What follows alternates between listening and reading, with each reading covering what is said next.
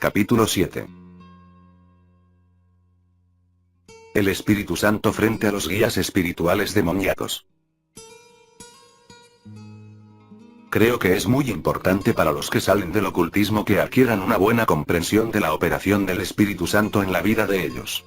Están habituados a tener uno o más guías espirituales demoníacos.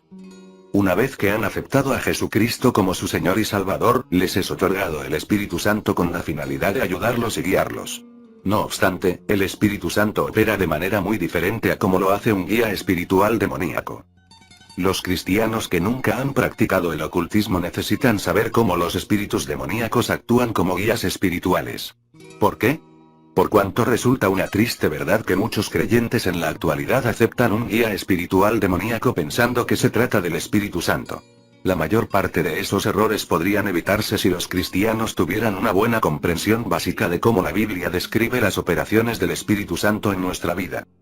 Lo que sigue muestra comparaciones entre el Espíritu Santo y los guías espirituales demoníacos. 1. El Espíritu Santo es Dios Todopoderoso y tiene poder y conocimiento ilimitados. Él posee todos los atributos de la divinidad. Los espíritus demoníacos son seres creados limitados.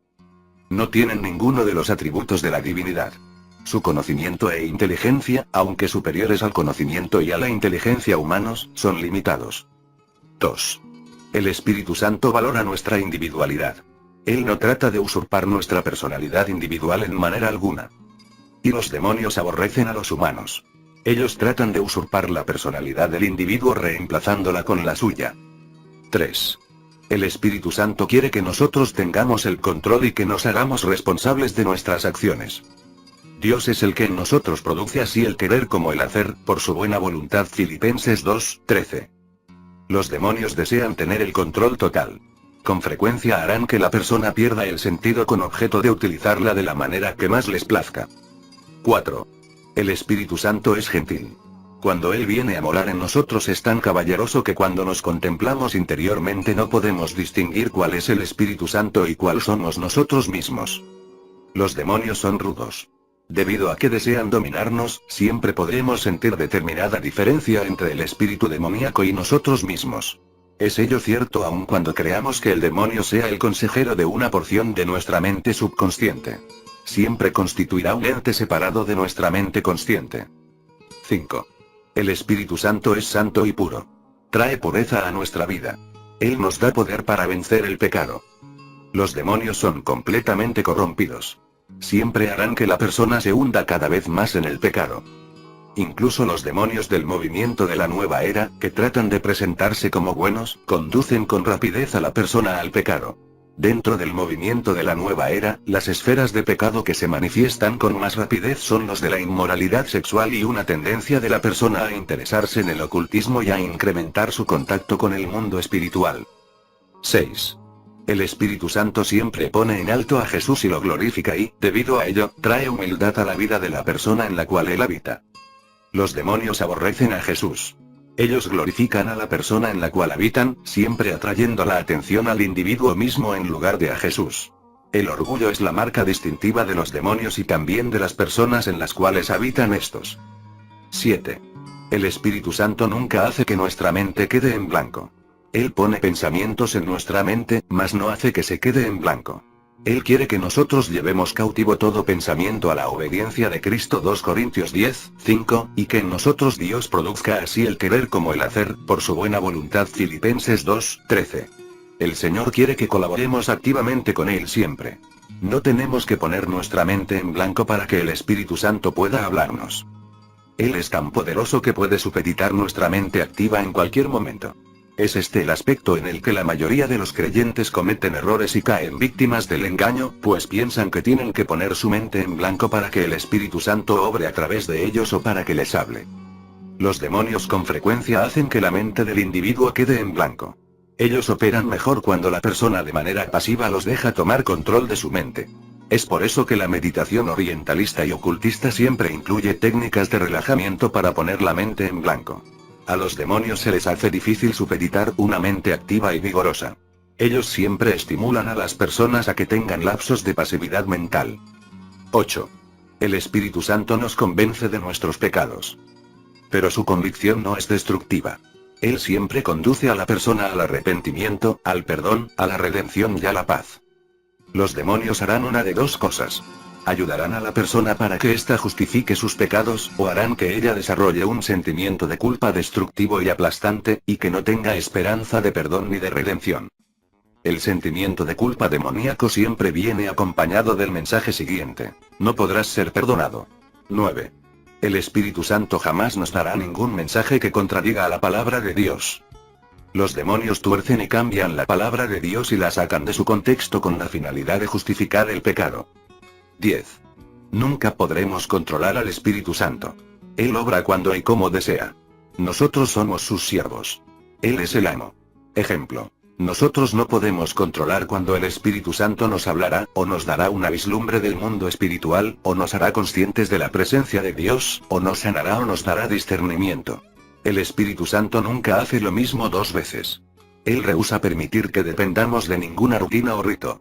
Y hay diversidad de operaciones, pero Dios, que hace todas las cosas en todos, es el mismo.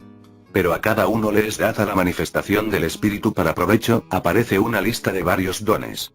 Pero todas estas cosas las hace uno y el mismo Espíritu, repartiendo a cada uno en particular como Él quiere. L. Corintios 12, 6, 11.